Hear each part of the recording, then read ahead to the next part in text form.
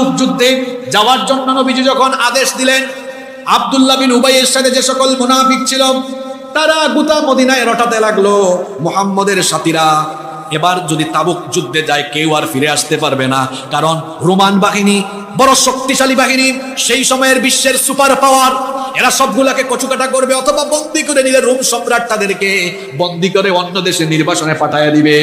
এইরকম আজে বাজে কথা তারা মদিনায় বলা বলি করছিল। এরপরে যখন তাদেরকে যুদ্ধে যাওয়ার কথা বলা হলো, তারা আবার অজর পেশ করলো। মুনাফিকরা কি অজর পেশ করলো? আল্লাহ সূরা তাওবার 42 নম্বর আয়াতে তুলে দিলেন, লাউ কানা আরাদান করিবান ওয়া সাফারান কাসিদান লাত্তাবাউকা ওয়ালাকিন বাউদাত আলাইহিমুশ শাক্কা ওয়া সায়াহলিফুনা বিল্লাহি লাউ استطعنا لخرجنا معكم يهلكون أنفسهم والله يعلم إنهم لكاذبون। আল্লাহ তাআলা বলছেন মুনাফিকরা তখন বলেছিল যদি খুব সহজেই গনিমত লাভ করা যেত আর যদি সফরটা সহজ হতো তাহলে আমরাও রাসূলের অনুসরণ করতাম, আমরাও জিহাদে বের হতাম। আল্লাহ তাআলা বলছেন যখন জিহাদ শেষ হবে নবী দেখবেন তারা আপনার কাছে এসে শপথ করে বলবে, আল্লাহর কসম আমাদের ওজন না থাকলে, সমস্যা না থাকলে আমরাও তোমাদের সাথে গিয়ে জিহাদ করতাম। আল্লাহ তার হাবিবকে আয়াত নাজিল করে জানিয়েছেন, ও নবী এই মুমিনরা মুখে বলে একটা অন্তরে আছে। আসসালামু আলাইকুম। নবীজির জীবনের শেষ যুদ্ধ যেটা ছিল সেটা হচ্ছে তাবুকের যুদ্ধ। আর এই যুদ্ধের বিস্তারিত কাহিনী নিয়ে আজকের বয়ান করেছে বর্তমান সময়ে স্বনামধন্য একজন আলেম মাওলানা হাসিবুর রহমান। আসুন আমরা সম্পূর্ণ বয়ানটি শোনার চেষ্টা করি। রোম সম্রাট বিখ্যাত একজন সেনাপতির অধীনে 40,000-এর দুর্ধর্ষ একটি বাহিনী প্রস্তুত করলেন। এই খবর যখন নবীজির কাছে পৌঁছে গেল, নবী করিম সাল্লাল্লাহু আলাইহি ওয়াসাল্লাম চিন্তা করলেন যদি রোমান বাহিনী মক্কা কিংবা মদিনায় এসে হামলা চালায় তাহলে ইসলামী রাষ্ট্র আক্রান্ত হয়ে যাবে, বহু মুসলমানদের ক্ষতি সাধিত হয়ে যাবে, আরব এবং মুসলমানদের অনেক অঞ্চলের ক্ষতি সাধিত হয়ে যাবে। এজন্য আরব এবং কোন মুসলিম এলাকা যেন ক্ষতির সম্মুখীন না হয়, এজন্য নবী করিম সাল্লাল্লাহু আলাইহি ওয়াসাল্লাম চিন্তা করলেন রোমানরা এই ইসলামী সাম্রাজ্যে প্রবেশ করার আগেই তাদেরকে বাধা দেওয়া লাগবে। নবী করিম সাল্লাল্লাহু আলাইহি ওয়াসাল্লাম তিনিও যুদ্ধের জন্য প্রস্তুতি নিতে সাহাবীদেরকে আদেশ দিলেন। কিন্তু যেই সময়ে যুদ্ধের আদেশ দিলেন ওই সময়টা ছিল বড় কঠিন সময়। দিকে দিকে ছিল তখন দুর্ভিক্ষ, সেই সময়টা ছিল গ্রীষ্মকাল, প্রচন্ড রোদ, চামড়া ঝলসানো রোদ, এই রকম গ্রীষ্মের খরতাপ। অন্যদিকে খেজুর গাছের খেজুর পাকার সময় চলে এসেছে, ফসল কাটার সময় চলে এসেছে। আবার মদিনা থেকে তাবুকের দূরত্ব অনেক বেশি। সব মিলিয়ে গ্রীষ্মকাল, ফসল কাটার সময় এসেছে, আবার দূরত্ব হলো অনেক বেশি। নবীজি যখন যুদ্ধের কথা বললেন, জিহাদের কথা বললেন, মুমিনদের অন্তর তখন খুশি হয়ে গেল। কারণ মুমিনরা কখনো জিহাদে ভয় পায়? মুমিনরা মনে করে জিহাদে গিয়ে আমি যদি বেঁচেও আসি তাও আমার ক্ষতি নাই, যদি আমার জীবন চলে যায় তাও আমার কোনো লস নাই। কারণ জিহাদে যদি জীবন চলে যায় ওই শহীদকে বিনা হিসাবে বিনা বিচারে যিনি জান্নাত দিবেন সবাই বলেন তিনি কে? এই কঠিন সময়ে নবীজি যখন জিহাদের কথা বললেন মুমিনদের অন্তর আনন্দে উদ্বেলিত হয়ে গেল, মুমিনরা খুশি হয়ে গেল। কিন্তু মুনাফিকের অন্তর ভেতরে ভেতরে খারাপ। মুনাফিকগুলো যুদ্ধ বিগ্রহকে ভয় পায়, মুনাফিকগুলো ভীত বিহ্বল হয়ে গেল। অন্যদিকে তারা খুশিও হলো। খুশি হলো এই কারণে মুনাফিকরা বাহিরে ইমানের বহিঃপ্রকাশ ঘটালেও ভেতরে ভেতরে ইসলামের প্রতি তাদের দুশ্মনী আছে না নাই? মুনাফিকরা চিন্তা করলো এবার যদি রোমান বাহিনী সত্যি সত্যি এসে ইসলামী সাম্রাজ্যে হামলা চালায় তাহলে মুহাম্মদ, সবাই বলেন সাল্লাল্লাহু আলাইহি ওয়াসাল্লামের পতন সুনিশ্চিত। এজন্য মুনাফিকরা তলে তলে অনেক খুশি। তারা চিন্তা করলো শত্রুরা যেন ভালো মতো হামলা চালাতে পারে, সবাইকে যেন নাস্তানাবুদ করে দিতে পারে। এজন্য শত্রুদের সহযোগিতা করার জন্য আমরা একটা মসজিদ নির্মাণ করি। এবার মুনাফিকরা কুবার অদূরে একটা মসজিদ বানালো। মসজিদ বানিয়েছে, উদ্দেশ্য কিন্তু খারাপ। ওই মসজিদ তারা কোন উদ্দেশ্যে বানিয়েছিল? কোরআনুল কারীমের 9 নম্বর সূরা সূরাতুত তাওবা, সূরাতুত তাওবার মধ্যে রব্বুল আলামিন তাদের সেই উদ্দেশ্যের কথা এভাবে তুলে ধরেছেন। তারা সেই মসজিদ কি কারণে বানিয়েছিল? সূরা তাওবার 107 নম্বর আয়াত থেকে আল্লাহ তাআলা বলছেন, ওয়াল্লাযীনা ইত্তাখাযু মাসজিদান দিরারান ওয়া কুফরান ওয়া তাফরীকান বাইনাল মুমিনিন ওয়া ইরসাদান লিমান হারাবাল্লাহু ওয়া রাসূলাহু মিন ক্বাবলু ওয়া লা ইয়াহলিফান্না ইন أردنا إلا الحسنى والله يشهد إنهم لكاذبون। আল্লাহ তাআলা বলছেন, আর তারা মসজিদ বানিয়েছে ক্ষতি সাধন, কুফরি এবং মুমিনদের মধ্যে বিভেদ সাধনের লক্ষ্যে। এমনকি যারা ইতিপূর্বে আল্লাহ এবং রাসূলের বিরুদ্ধে যুদ্ধ করেছে তাদের শক্ত একটা ঘাঁটি বানাবার জন্য তারা মসজিদ নির্মাণ করেছে। কিন্তু তাদেরকে যদি জিজ্ঞেস করা হয়, কেন তোমরা মসজিদ বানালে? মসজিদে কুবা তো আছে, পাশাপাশি কেন আরেকটা মসজিদ বানালে? তখন তারা বলবে, ইন আরাদনা ইল্লাল হুসনা, আমাদের উদ্দেশ্য ভালো। আল্লাহ বলছেন, ওয়াল্লাহু ইয়াশহাদু ইন্নাহুম লাকাযিবুন, আল্লাহ সাক্ষ্য দিচ্ছেন এরা মিথ্যাবাদী। কারণ আমি আপনি আরেকজনের মনের খবর না জানলেও সকলের মনের খবর যিনি জানেন তিনি কে? এই মুনাফিকগুলো মসজিদ বানিয়েছিল যেন মসজিদে বসে তারা মুসলমানদের বিরুদ্ধে আড্ডা করে, ষড়যন্ত্রের আড্ডাখানা সেখানে বসাতে পারে। কারণ মুসলমানরা মনে করে ভালোই তো মসজিদ বানিয়েছে, তারা হয়তো নামাজ পড়ছে, ইবাদত করছে, দার্স হচ্ছে। মুনাফিকরা ভেবেছে মুসলমানদের চোখে ধুলা দিয়ে আমরা মসজিদের ভেতরে ষড়যন্ত্রের আড্ডাখানা বসায় দেব। আর আমাদের মিত্র যারা অর্থাৎ রোমানরা যদি হামলা চালাতে আসে তাহলে আমরা তাদেরকে সাপোর্ট দিব, সহযোগিতা করব, বিভিন্ন ইনফরমেশন এখান থেকে আমরা সাপ্লাই দিব। তারা মসজিদ বানিয়ে নবীজির কাছে গেল। মুনাফিকগুলো নবীজিকে গিয়ে বলল, ইয়া রাসূলুল্লাহ, বলেন সাল্লাল্লাহু আলাইহি ওয়াসাল্লাম, আমরা মসজিদ বানিয়েছি, আসেন আপনি উদ্বোধন করে দেন, আপনি ইমামতি করেন, আপনার উদ্বোধনের মাধ্যমে আমরা মসজিদটা শুরু করি। নবীজি গেলেন না। নবীজি না যাওয়ার কারণ হলো নবীজিকে যেতে যিনি নিষেধ করেছেন তিনি কে? আল্লাহ তাআলা পরের আয়াতে বললেন, লা তাকুম ফীহি আবাদা, এই মুনাফিকদের মসজিদে আপনি কখনো নামাজে দাঁড়াবেন না। কেন দাঁড়াবেন না?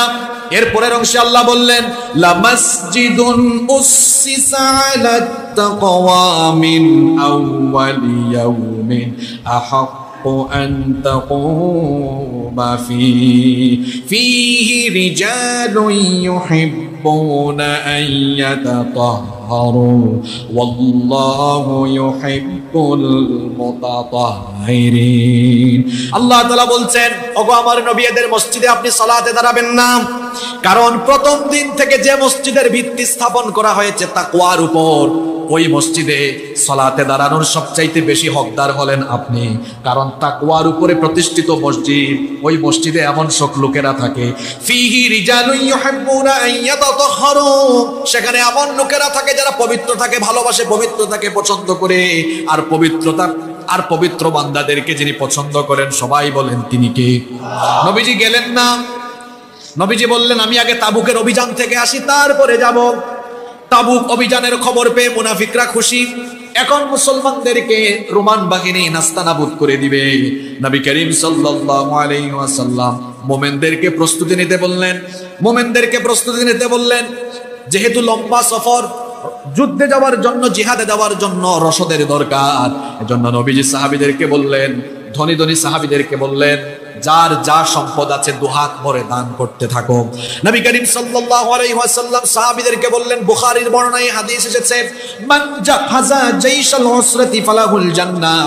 নবীজি বলেছেন, যে ব্যক্তি জাইশুল উসরা, তাবুকের যুদ্ধকে বলা হয় জাইশুল উসরা, কারণ হলো এটা যেহেতু কষ্টকর সফর ছিল, এজন্য এই অভিযানে যে সেনাবাহিনী পাঠানো হয়েছিল সেই সেনাবাহিনীকে আরবিতে বলা হয় জাইশুল উসরা, যার অর্থ হলো ক্লেশকর যুদ্ধের সেনাবাহিনী।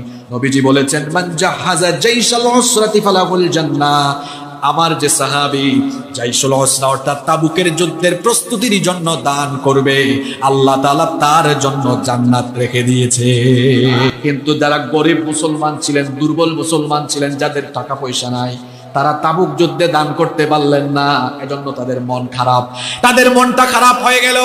কিন্তু তাদের মনের উদ্দেশ্য ভালো, যদি থাকতো সত্যি তারা দিয়ে দিত, গরিব মুসলমানদের মন খারাপ হয়ে গেল।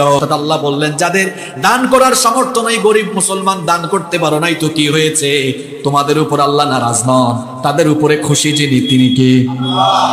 কিছু মুসলমান যারা শারীরিকভাবে সুস্থ ছিলেন কিন্তু গরিব, তারা নবীজির কাছে ছুটে আসলে এসে বললেন, ইয়া রাসূলুল্লাহ, সবাই পড়েন সাল্লাল্লাহু আলাইহি ওয়াসাল্লাম, আমাদের অর্থবিত্ত নাই, টাকা পয়সা নাই, কিন্তু শরীরের শক্তি আছে, তাবুক অনেক দূরের পথ, আমাদের ঘোড়া নাই, উটও নাই, দয়া করে আমাদের জন্য ঘোড়া বা উট বাহনের ব্যবস্থা করে দেন, আমরা জিহাদে যেতে চাই। নবীজি তখন বললেন, আমার কাছে তো তোমাদের জন্য ঘোড়া বা উট বাহন দেওয়ার মতো, জোগাড় করে দেওয়ার মতো আমার কাছে কোনো বাহন নাই।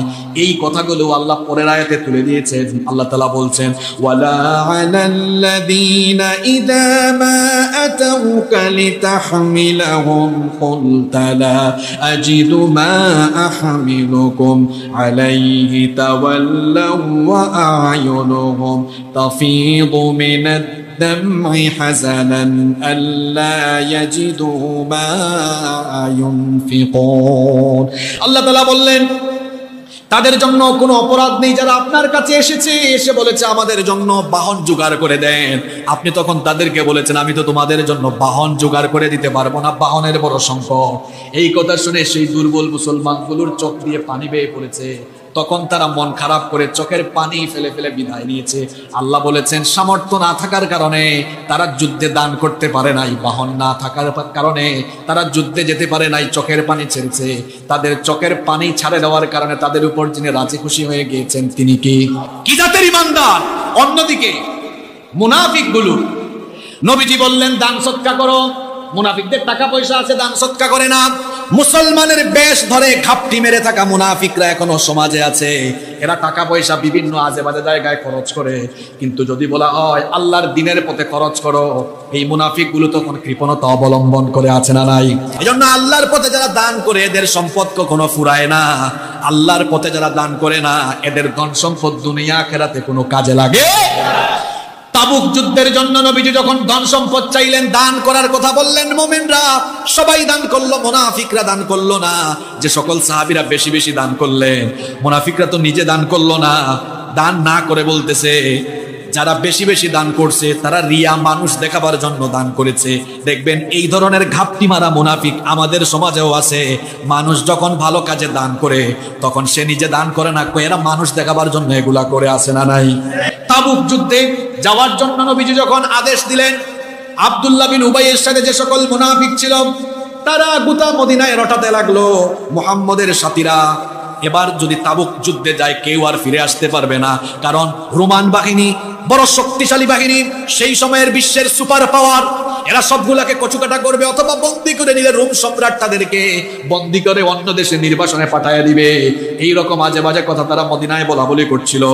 এরপরে যখন তাদেরকে যুদ্ধে যাওয়ার কথা বলা হলো, তারা আবার অজর পেশ করলো। মুনাফিকরা কি অজর পেশ করলো? আল্লাহ সূরা তাওবার 42 নম্বর আয়াতে তুলে দিলেন, লাউ কানা আরাদান করিবান ওয়া সাফারান কাসিদান লাত্তাবাউকা ওয়ালাকিন বাউদাত আলাইহিমুশ শাক্কা ওয়া সায়াহলিফুনা বিল্লাহি লাউ استطعنا لخرجنا معكم يهلكون أنفسهم والله يعلم إنهم لكاذبون। আল্লাহ তাআলা বলছেন, মুনাফিকরা তখন বলেছিল যদি খুব সহজেই গনিমত লাভ করা যেত আর যদি সফরটা সহজ হতো তাহলে আমরাও রাসূলের অনুসরণ করতাম, আমরাও জিহাদে বের হতাম। আল্লাহ তাআলা বলছেন, যখন জিহাদ শেষ হবে নবী দেখবেন তারা আপনার কাছে এসে শপথ করে বলবে, আল্লাহর কসম আমাদের ওজন না থাকলে, সমস্যা না থাকলে আমরাও তোমাদের সাথে গিয়ে জিহাদ করতাম। আল্লাহ তার হাবিবকে আয়াত নাজিল করে জানিয়েছেন, ও নবী এই মুমিনরা মুখে বলে একটা, অন্তরে আছে ইন্নাহুম লাকাযিবুন। এরা হলো মিথ্যাবাদী, এরা হলো ধোঁকাবাজ, এরা হলো ভণ্ড, এরা হলো প্রতারক। উপরে উপরে ইসলামের প্রতি দয়া মায়া দেখায়, ভেতরে ভেতরে ইসলামের তারা শেকড় কেটে দেয়। এরা হলো মুনাফিক। তাবুক যুদ্ধে তারা অজর আপত্তি পেশ করেছে, জিহাদে যায় নাই, অংশগ্রহণ করে নাই। আল্লাহ তাআলা তাদের উদ্দেশ্যে আয়াত নাজিল করে তাদের কপটতার কথা জানিয়ে দিলেন। সেই সকল লোকেরা তারা জানমাল নিয়ে জিহাদে গেল না, অন্যদিকে তারা মুসলমানদেরকে বিদ্রুপ করতে লাগলো, মুসলমানদেরকে নিয়ে ঠাট্টা উপহাস করতে লাগলো। এরকম পরিস্থিতিতে আল্লাহ তাআলা মুমিনদেরকে সান্ত্বনা দিয়ে আয়াত নাজিল করলেন, ইনফিরু খিফাফাও ওয়া সিকালাও ওয়া জাহিদু বিআমওয়ালিকুম ওয়া আনফুসিকুম ফি সাবিলিল্লাহ যালিকুম খায়রুল লাকুম ইন কুনতুম তা'লামুন। আল্লাহ বললেন, মুমিনরা ভয় পেও না, জিহাদের উদ্দেশ্যে বের হয়ে যাও, তোমাদের সংখ্যা কম হোক আর বেশি হোক ভয় পেও না, জানমাল দিয়ে আল্লাহর রাস্তায় জিহাদ করো, এটাই তোমাদের জন্য কল্যাণকর। আল্লাহ যখন মুমিনদেরকে সান্ত্বনা দিলেন, এবার মুনাফিক বিহীন একটা বাহিনী নবীজি তৈরি করলেন। কিন্তু আব্দুল্লাহ বিন উবাই তার 12 জন সাঙ্গপাঙ্গ এই বাহিনীতে ঢুকাইয়া দিল। জুড়ে বলেন কয়জন? নবম হিজরির রজব মাসের কোন এক বৃহস্পতিবারে নবীজি এবার 30,000-এর বাহিনী নিয়ে রওনা করলেন। কত হাজার? আপনারা যে আগে অনেক যুদ্ধের কাহিনী শুনলেন, কোন যুদ্ধে কি মুসলমানদের এত বিরাট বড় বাহিনী ছিল?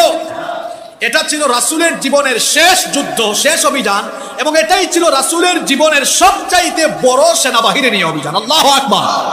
মুসলমানদের সংখ্যা 30,000, রোমানদের সংখ্যা কত? 40,000। বিরাট বাহিনী মুসলমানদের 30,000-এর বাহিনী নিয়ে নবীজি এবার রওনা দিলেন। নবী করিম সাল্লাল্লাহু আলাইহি ওয়াসাল্লাম মুহাম্মদ ইবনে মাসলামা আনসারী রাদিয়াল্লাহু আনহুকে মদিনার প্রশাসক নিযুক্ত করলেন। অস্থায়ী প্রশাসক নিযুক্ত করে তিনি তার চাচাতো ভাই নবীজির প্রিয় সাহাবী আলী রাদিয়াল্লাহু আনহুকে ডাকলেন, দেখবারের দেখাশোনার জন্য তাবুকের যুদ্ধে তোমাকে নিচ্ছি না, পরিবারের দেখাশোনার দায়িত্ব তোমাকে দিয়ে গেলাম। আলী রাদিয়াল্লাহু আনহু মন থেকে চেয়েছিলেন তিনিও যেন জিহাদে যান, কিন্তু নবীজির আদেশ, এজন্য তিনি মদিনায় থেকে গেলেন। ঘটনা এবারে যেটা ঘটলো, মুনাফিকরা বলাবলি করলো আলী একজন ভীতু, আলী একজন কাপুরুষ, রোমানদের ভয়ে সে এবার তাবুকের যুদ্ধে অংশগ্রহণ করেন নাই। আলী রাদিয়াল্লাহু আনহুর সাহস কম না বেশি? তাকে আসাদুল্লাহ উপাধি দিয়েছেন কে? আসাদুল্লাহিল গালিব, একজন সাহসী পুরুষ, সাহসী বীর পুরুষ। মুনাফিকরা যখন তাকে কাপুরুষ বলা আরম্ভ করলো, তিনি আবার খুবই ফুঁসে উঠলেন। তিনি তখন সাথে সাথে তিনিও তাবুকের উদ্দেশ্যে রওনা করলেন। মুসলিম বাহিনী তখন অল্প দূরে গিয়েছে কাফেলা নিয়ে।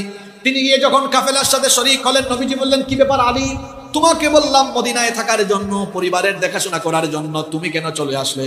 নবীজি বললেন, সবাই আমাকে কাপুরুষ বলতেছে, মুনাফিকরা আমাকে ভীরু বলতেছে, আমি চলে এসেছি। নবীজি তখন বললেন, আলী রে, মন খারাপ করো না। আলা তারদা আন তাকুনা মিন্নি বিমানজিলাতি হারুন মিন মূসা, তুমি কি এতে সন্তুষ্ট নও? তুমি আমার নিকট অনুরূপ হও, যেমন হারুন ছিলেন মুসা আলাইহিস সালামের নিকটে। অর্থাৎ মুসা আলাইহিস সালাম যখন দায়িত্ব পালনের জন্য তার এলাকা ছেড়ে গিয়েছিলেন, তার ভাই হারুনকে তিনি এলাকার দায়িত্ব দিয়ে গিয়েছিলেন। তুমি কি মুসা নবীর ভাই হারুনের মতো হয়ে তুমি কি আমার দেওয়া দায়িত্ব পালন করবে না? তবে পার্থক্য হলো এই, ইল্লা আন্নাহু লা নাবিয়্যা বাদি, আমার পরে আর কোন নবী আসবে। সুতরাং আমি তোমাকে দায়িত্ব দিয়ে যাচ্ছি, যে দায়িত্বটা দিয়ে যাচ্ছি, এই দায়িত্ব তুমি পালন করো। আলী রাদিয়াল্লাহু আনহু খুশি হয়ে মদিনায় ফিরে গেলেন। নবী করিম সাল্লাল্লাহু আলাইহি ওয়াসাল্লাম তিনি আবার 30,000-এর বাহিনী নিয়ে রওনা করলেন। সময়টা ছিল শীতকাল না গ্রীষ্মকাল? আরো জোরে বলেন। প্রচন্ড রোদ, গ্রীষ্মের খরতাপে 30,000-এর বাহিনী নিয়ে নবীজি রওনা করলেন। রওনা করার সময় যে খাদ্য নিয়েছিলেন, খাদ্য সংকট দেখা দিল, খাবার দাবার ফুরিয়ে গেল। এখন তারা কি খাবেন? তাবুকের যুদ্ধে সাহাবীরা কত স্যাক্রিফাইস করেছেন শুনেন। সাহাবীরা কত স্যাক্রিফাইস করেছেন। গতকাল দেখলাম অনেক জায়গায় নবীজির আগমনে মানুষ এত বিশাল বিশাল দেরি করেছে, অসুবিধা নাই। নবীজির আগমনে এত বিশাল বিশাল দেরি করেছে, অনেক মানুষ খাওয়া দাওয়া করেছে। এখন নবীজির মিলাদে আগমনে আমরা অনেকে খুশি। আসলে নবীজির আগমনে আসমান খুশি, জমিন খুশি, তামাম মাখলুকাত খুশি, আমরাও খুশি না বেজার? আমরাও খুশি। কিন্তু নবীজির মিলাদ হয়েছে, আগমন হয়েছে যে কারণে, সেটা হলো জমিনটা কার? আরো জোরে বলেন, জমিন কার? আইন চলবে কার? নাকি আমাদের বাপ দাদার? আল্লাহর জমিনে আল্লাহর আইন কায়েম হবে, এই দাওয়াত এবং এই দাওয়াতকে প্রতিষ্ঠা করার জন্য নবীজি তখন দাওয়াত আরম্ভ করলেন। নবীজির মিলাদ হয়েছে, আগমন হয়েছে এই কারণে, আল্লাহর জমিনে আল্লাহর দ্বীন কায়েমের জন্য। আল্লাহর জমিনে আল্লাহর দ্বীন কায়েমের সংগ্রাম যখন আরম্ভ হয়ে গেল, তখনই তো ডান্ডার বাড়ি আসা আরম্ভ হয়েছে, ঠিক কিনা? এখন শোনেন, আমাদের মধ্যে অনেকেই আছে নবীজির আগমনে খুশি, অনেকে না, আমরা যারা মুসলমান আমরা সবাই খুশি। এখন নবীজির যখন মিলাদ হয়েছে, আগমন হয়েছে, জন্মের খবর যখন আবুল আহাব শুনেছে, আবুল আহাবকে তার দাসী গিয়ে সংবাদ দিয়েছে, শোনেন আবুল আহাব, আপনার কিন্তু একটা ভাতিজা হয়েছে, নাম রাখা হয়েছে মুহাম্মদ।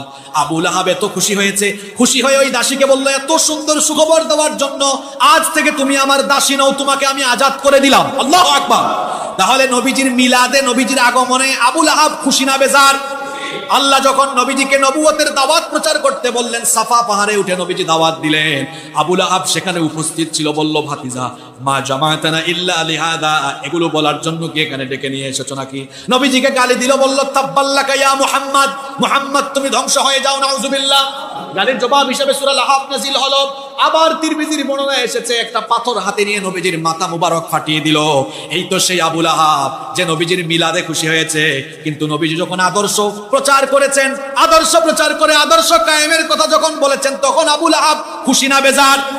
আমাদের সমাজে এরকম বহু আবুল আহাব আছে যারা নবীজির মিলাদে খুশি, কিন্তু নবীজির আদর্শ বাস্তবায়নের বেলায় তারা না খুশি।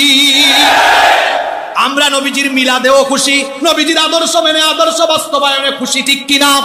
আমরা আবু বকর মার্কা আশিকে রাসূল হব, যে আবু বকর নবুয়তের আগেও ছিলেন নবীজির বন্ধু, নবুয়তের পরে নবীজির ওফাত পর্যন্ত ছিলেন নবীজির বন্ধু, নবীজির আশিক, ঠিক কিনা?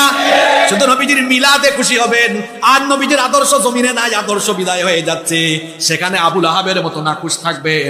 এইরকম আশিকে রাসূল আমার রাসূলের কোনো দরকার? আমরা হবে এমন আশিক। শুনেন তাবুক যুদ্ধের কাহিনী। আশিক কারে কয়? তাবুক যুদ্ধের জন্য 30,000-এর বাহিনী নিয়ে রওনা হয়েছেন, প্রতিমধ্যে খাবার দাবার শেষ। এজন্য সাহাবীরা অজর করেন নাই, আপত্তি পেশ করে বলেন নাই, ওগো নবী খাবার শেষ, চলেন আমরা মদিনায় ফিরে যাই, যুদ্ধ করব না। এমন কথা বলছে নাকি? আরো জোরে বলেন, এমন কথা বলছে নাকি? তখন নবীজি সাহাবীদেরকে সান্ত্বনা দিলেন, সাহাবীরা ধৈর্য ধরো। সাহাবায়ে কেরাম খাবারের অভাবে তখন গাছের লতাপাতা খাওয়া আরম্ভ করলেন। গাছের লতাপাতা খাওয়ার কারণে ঠোঁটগুলো ফুলে গিয়েছে। আহারে, বিরিয়ানি আর জিলাপি খায়া খায়া ইসলাম আসে নাই, বিরিয়ানি আর জিলাপি খায়া ইসলাম আসে নাই। ইসলাম কায়েমের জন্য সাহাবারা গাছের লতাপাতা খেয়ে জিহাদে গিয়ে জীবন দিয়েছে, ঠিক কিনা? আশিকে রাসূল হতে হলে এই জাতের আশিকে রাসূল হওয়া লাগবে। গাছের লতাপাতাকে সাহাবীরা তাবুকের উদ্দেশ্যে পথ চলেছে। খাবার দাবারের সংকট ছিল। অন্যদিকে 30,000-এর বাহিনী, কিন্তু 30,000-এর বাহিনী তাবুকে যাওয়ার জন্য তো 30,000 উট ছিল। এত উট আর ঘোড়ার সংখ্যা এত কম ছিল যে একটা উটে পালাক্রমে 18 জন আরোহণ করতেন। কতজন? একটা উট, একজন উঠে কিছু দূর যায়, একজন নামে আরেকজন উঠে, মানে একটা উট ভাগ করে পাইছে কয়জন? আল্লাহু আকবার। এত দূরের পথ, কয়েকশো কিলোমিটারের পথ যাচ্ছেন, কখনো পায়ে হেঁটে, একটু সুযোগ পাইলে এরকম মাটিতে হাঁটা নাকি?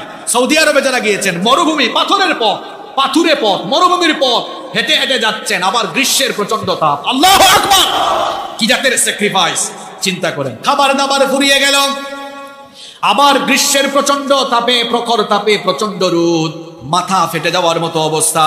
এরকম অবস্থায় এক একটা উঠে 18 জন ভাগ করে আরোহণ করেন। পানীয় ফুরিয়ে গেল, কোনো পানীয় নাই। তারা তাদের মস্কের ভেতরে যে পানি নিয়ে এসেছিলেন সেই পানিগুলো শেষ হয়ে গেল। পানির অভাবে তখন নবীজি সাহাবীদেরকে বললেন, কয়েকটা উট জবাই করে ফেলো। উটের পেটের ভেতরে যে পানি আছে ওই পানিগুলো পান করে তারা এরপরে নিজেদের পিপাসা সামান্য নিবারণ করে তাবুকের উদ্দেশ্যে পথ চলেছেন। তাবুকের উদ্দেশ্যে রওনা করেছেন, পথ চলছেন। পথ যেতে যেতে যখন হিজর এলাকা তারা অতিক্রম করছেন, হিজর এলাকা ছিল সালেহ নবীর উম্মত সামুদ জাতির আবাসস্থল। সালেহ আলাইহিস সালামকে সামুদ জাতির হেদায়েতের জন্য পাঠানো হয়েছিল। সামুদ জাতি সালেহ আলাইহিস সালামের সাথে গাদ্দারি করেছিল। তারা বলেছিল, আপনাকে যদি আল্লাহ কোনো মুআজিজা দেন তাহলে আপনার উপর ঈমান আনবো। আল্লাহ সালেহ নবীকে একটা উটনি মুআজিজা দিয়েছিলেন, ওই উটনিকে তারা হত্যা করেছিল, যার কারণে ভূমিকম্পের গজব দিয়ে ওই জাতিকে যিনি ধ্বংস করেছেন তিনি কে? ওই এলাকা দিয়ে যাচ্ছেন, নবীজি সাহাবীদেরকে বললেন, সাহাবীরা তাকাও, শিক্ষা নাও। সামুদ জাতির ধ্বংসপ্রাপ্ত এলাকা তোমরা নিজের চোখে দেখছো, এদের ঘর বাড়িগুলো ভূমিকম্প দিয়ে, গজব দিয়ে আল্লাহ এদেরকে শেষ করে দিয়েছেন। নবীজি সাহাবীদেরকে বললেন, লা তাদখুলু মাসাকিনাল্লাযীনা যালামু আনফুসাহুম আন ইউসিবাকুম মা আসাবাকুম ইল্লা আন তাকুনু বাকিন। নবীজি বললেন, হে আমার সাহাবীরা শোনো, গজবপ্রাপ্ত সামুদ এলাকার ঘর বাড়ি দিয়ে যখন যাচ্ছ, ক্রন্দনরত অবস্থায় কেঁদে কেঁদে যাও। কারণ হলো এরকম গজব তো আল্লাহ তোমাদের উপরেও চাইলে দিতে পারেন কিনা। আল্লাহর কাছে পানাহ চাও। তখন সুম্মা কান্না রাসাহু ওয়া আসরা আস-সাইরা হাত্তা আজাজ আল-ওয়াদি, তখন নবীজি মাথা নিচু করলেন, দ্রুত গতিতে ওই এলাকা তিনি ত্যাগ করলেন। সাহাবীদেরকে বললেন দ্রুত এই এলাকা ত্যাগ করো আর আল্লাহর কাছে পানাহ চাও, এরকম গজব থেকে যেন আল্লাহ হেফাজত করেন। কিছু কিছু সাহাবী পানির অভাবে, ওই এলাকায় একটা কুয়া ছিল, কুয়া থেকে পানি উঠানো আরম্ভ করলেন। এটা নবীজির দৃষ্টিগোচর হলো। নবীজি বললেন এই পানিগুলো ফেলে দাও, এটা গজবের এলাকা, এই এলাকা থেকে পানি নিও না, কুয়া থেকে যে পানি নিয়েছো পানি ফেলে দাও। কিছু সাহাবী রুটির খামির বানিয়েছিলেন, নবীজি বললেন রুটির খামিরগুলো উট এবং ঘোড়াকে দিয়ে দাও, এগুলো খাইও না, বরং সালেহ নবীকে আল্লাহ যে উটনি দিয়েছিলেন, ওই উটনি যে কুয়া থেকে পান করতে, এটা হলো সেই কুয়া। ওই কুয়া নবীজি দেখায় দিলেন, বললেন এই কুয়া থেকে পানি পান করো। সাহাবীরা ওই কুয়া থেকে পানি উঠালেন, পানি পান করলেন, আল্লাহ তাদের তৃষ্ণা নিবারণ করে দিলেন। আবারও তারা পথ চলা আরম্ভ করলেন, চলতে চলতে চলতে চলতে একেবারে তাবুকের নিকটবর্তী জায়গায় পৌঁছে গেলেন। তাবুকের নিকটবর্তী জায়গায় যখন পৌঁছালেন, আগের দিন নবীজি সাহাবীদেরকে বললেন ইন্নাকুম সাতাতুনা গাদান ইনশাআল্লাহু আইনান তাবুক। নবীজি বললেন শোনো, আগামীকাল দুপুরবেলা তোমরা তাবুকের একটা ঝর্ণার কাছে পৌঁছাবে। অনেক সাহাবীরা তোমরা পিপাসার্ত আছো, চিন্তা করো না, আগামীকাল একটা ঝর্ণা আমরা পাবো তাবুকের কাছে গিয়ে। তবে আমি ওই কুয়া থেকে পানি উঠাবার আগে ওই কুয়ার ধারে কেউ যাবে? হযরত মুআয বিন জাবাল রাদিয়াল্লাহু আনহু তিনি বলছেন আমরা গিয়ে দেখি আমাদের আগে আমাদের দুই ভাই ওই কুয়া থেকে এসে পানি উঠিয়েছে, কারণ তারা নবীজির নিষেধাজ্ঞা শুনতে পায়নি, তারা জানতো না, না জানার কারণে উঠিয়েছে। নবীজি এটা শুনলেন, নবীজি বলেন অসুবিধা নাই, না জানার কারণে তারা এটা করেছে, তাদেরকে মাফ করে দিবেন কে? নবীজি এবার ওই কুয়ার কাছে গিয়ে ওই কুয়া থেকে দেখলেন, ওই কুয়াটা দেখলেন, কুয়ার মধ্যে পানি খুব অল্প পানি। কুয়াটা শুকিয়ে গিয়েছিল প্রচন্ড তাপের কারণে, গ্রীষ্মকালের প্রচন্ড খরতাপের কারণে কুয়ার পানির স্তর নিচে নেমে গিয়েছিল। নবীজি ওই কুয়া থেকে অল্প কিছু পানি নিলেন, হাত মুখ ধুলেন, ওযু করলেন, তারপরে তার ব্যবহৃত সেই পানিগুলো ওই কুয়ার মধ্যে ফেলে দিলেন। নবীজির ব্যবহার করা পানির বরকত যখন ওই কুয়ার পানিতে পড়ে গেল, দেখা গেল শুষ্ক কুয়ার মধ্যে এবার ফল্লু ধারায় পানি উঠা আরম্ভ করলো। সাহাবায়ে কেরাম তৃপ্তি সহকারে এবার পানি পান করলেন, তাদের বাহনগুলোকেও, উট ঘোড়া এগুলোকেও তারা পানি পান করালেন। এবার তারা তাবুকের ময়দানে চলে গেলেন। নবীজির সঙ্গে বাহিনী কয় হাজার? আপনারা কি ক্লান্ত হয়ে গেছেন? ওয়াজ করি আমি আর ক্লান্ত হন আপনারা? বাহিনী কয় হাজার? 30,000। তাবুকের যুদ্ধে নবীজি চলে এসেছেন, তাবুক নামক জায়গায় নবীজি চলে এসেছেন। এই খবর গিয়েছে রোম সম্রাটের কাছে। রোম সম্রাট ভেবেছিল যে আমাদের কথা শুনে এরা আমাদের ভয়ে যুদ্ধে আসবে। এখন এই তো বছর দেড়েক আগে মুসলমানদের কয় হাজার বাহিনী গিয়েছিল? জোরে বলেন কয় হাজার? রোমান বাহিনী ছিল কত? 2 লক্ষ পারে নাই 3,000-এর সাথে। এখন 40,000 পাঠাইছে, বিপরীতে কত? রোম সম্রাট ভাবতেছে একটারে এরা আস্ত রাখবেন, এখন পিস পিস করে ফেলবে, কারণ এর আগে 2 লাখ পাঠাইয়া 3,000-এর সাথে কুলাতে পারে। আরে মুসলমান, আমরা সেই জাতি 313 জন বদরে 1,000-কে ভাগিয়ে দিয়েছি, আমরা সেই জাতি। এখন আমরা বর্তমান বিশ্বের অনেক সুপার পাওয়ারের ভয়ে আমরা কথা বলতে পারি না। আরে মুসলমান তো সেই জাতি, এই মুসলমান সেই সময়ের বিশ্বের পরাশক্তি 2 লক্ষের বাহিনীকে 3,000 ভাগিয়ে দিয়েছে। আল্লাহু আকবার! কি জাতের ঈমান ছিল তাদের কাছে? সংখ্যা ছিল কম কিন্তু ঈমান ছিল। এখন আমাদের সংখ্যা কি কম? ঈমান সবল না দুর্বল? আল্লাহ আমাদের ঈমানকে সবল করার তৌফিক দাও। এখন যে বাহিনী আসছিল 40,000, বাহিনীর কাছে এই খবর, এরা এই খবর শুনে কিসের আর যুদ্ধের মাঠে আসবে। এখন তারা ছিন্ন বিচ্ছিন্ন হয়ে কেউ এদিকে কেউ ওইদিকে, মানে যুদ্ধের মাঠে আসার আগেই, মাঠে এসে খেলাধুলা করার আগেই স্থাপন করা মুসলিম বাহিনীকে হামলা করবে। 20 দিন অবস্থান করার পর যখন রোমান বাহিনী আসে না, রোমানদের অনুগত হয়ে যারা এই সব অঞ্চলে থাকতো, ওই সকল খ্রিস্টানরা আবার ভয়ের চোটে তারা আবার জিজিয়া নিয়ে নবীজির কাছে গিয়ে আনুগত্য করলো, বললো আমরা আপনার সাথে যুদ্ধ করতে পারবো। সন্ধি করলো, চুক্তি করলো, এবং তারা বললো আমরা বিনিময়ে জিজিয়া দিব, আমাদের এলাকাকে নিরাপত্তা দান করুন। নবীজি তখন তাদের এই প্রস্তাব মেনে নিলেন। আইলার খ্রিস্টান গভর্নর ইউহান্না বিন রুবাহ সে গেল, জিজিয়া দিল। তারপরে আজরুহ এবং জারবা এর নেতৃবৃন্দ গেলেন, জিজিয়া দিলেন। কিন্তু নবী করিম সাল্লাল্লাহু আলাইহি ওয়াসাল্লাম লক্ষ্য করে দেখলেন দুমাতুল জান্দালের শাসনকর্তা উকাইদির আসে নাই। নবীজি তখন খালিদ ইবনুল ওয়ালিদকে ডাকলেন। খালিদ ইবনুল ওয়ালিদকে ডেকে 420 জন সেনা দিয়ে বললেন, যাও, উকাইদির এখনো আসে নাই, সে এখনো সন্ধি করে নাই, অনুগত হয় নাই, আত্মসমর্পণ করে নাই, তুমি তাকে বন্দী করে আমার কাছে নিয়ে আসো। আর নবীজি একটা ভবিষ্যৎবাণী করলেন। নবীজি বললেন, ইন্নাকা সাতাজিদুহু ইয়াসিদুল বাকার।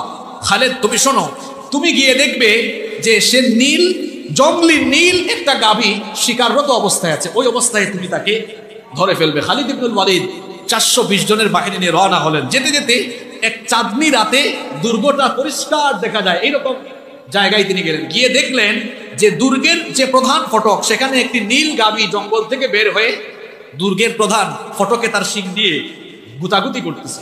এবার দুমাতুল জান্দালের শাসনকর্তা উকাইদির যখন এটা দেখলো, শিকারের প্রতি তার আলাদা রকমের লোভ ছিল, সে এটা দেখে ওই গাভী শিকার করতে এসেছে।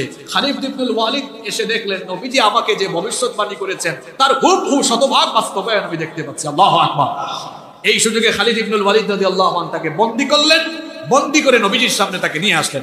নবী করিম সাল্লাল্লাহু আলাইহি ওয়াসাল্লামের দরবারে তাকে যখন আনা হলো, 2000 উট, 800 গোলাম, 400 লৌহবর্ম এবং 400 বর্ষা জরিমানা দেওয়ার শর্তে তাকে মুক্ত করে দেওয়া হলো এবং শর্ত দেওয়া হলো তাকেও জিজিয়া দিতে হবে। এই শর্ত সে মেনে নিল। এইভাবে করে কোনো প্রকার যুদ্ধ ছাড়া, যুদ্ধ বিগ্রহ ছাড়া, লড়াই ছাড়া, সংগ্রাম ছাড়া রোমান বাহিনী পর্যবস্ত হয়ে গেল। আর তাবুকের যুদ্ধে বিনা লড়াইয়ে মুসলমানরা এই যুদ্ধে জয়লাভ করে তারা এবার ফিরে আসতে লাগলো। সুবহানাল্লাহ। আমাদের চ্যানেলের ভিডিও সবার আগে পেতে চ্যানেলটি সাবস্ক্রাইব করে আমাদের পাশে থাকতে পারেন। ধন্যবাদ সবাইকে।